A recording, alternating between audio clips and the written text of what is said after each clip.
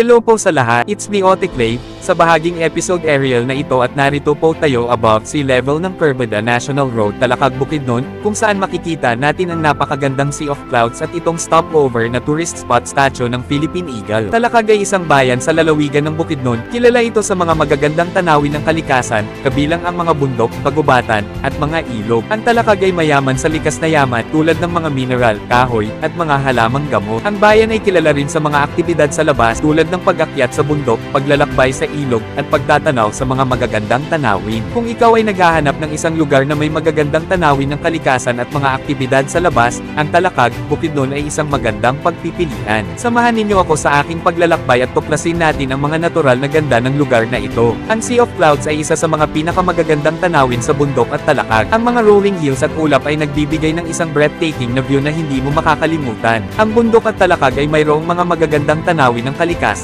Ang bayan ng Talakag sa Bukidnon ay matatagpuan sa isang mataas na lugar, na may average elevation na 822 meters, 2,697 feet above sea level. Ang mga bundok at mga tanawin sa paligid ng Talakag ay mas mataas pa, na may ilang mga tuktok na umaabot sa 1,500 meters, 4,921 feet, o higit pa sa itaas ng dagat. Ang mga sumusunod ay ang mga detalye ng elevation ng Talakag, Bukidnon. Average elevation, 822 meters, 2,697 feet above sea level. Highest point, 1,542 meters, 5,059 feet above sea level, Mount Kitanglad. Lowest point, 500 meters, 1,640 feet above sea level, Talakag River. Ang mga impormasyong ito ay maaaring magbigay ng ideya sa iyo tungkol sa mga tanawin at mga aktibidad sa labas na maaaring gawin sa Talakag, Bukidnon. Mula sa mga bundok hanggang sa mga bukid, mayroong mga napakagandang lugar na pwedeng bisitahin. Ang bundok at Talakag ay mayroong mga magagandang kultura at tradisyon. Mula sa mga lokal na pagkain hanggang sa mga tradisyonal na sayaw, mayroong mga napakagandang bagay na pwedeng matutunan. Mga kaibigan, salamat sa pagtutok sa aking vlog ngayon. Ang bundok at Talakag ay talagang isang napakagandang lugar na pwedeng bisitahin. Hanggang sa susunod na paglalakbay. Hanggang sa muli. Paalam!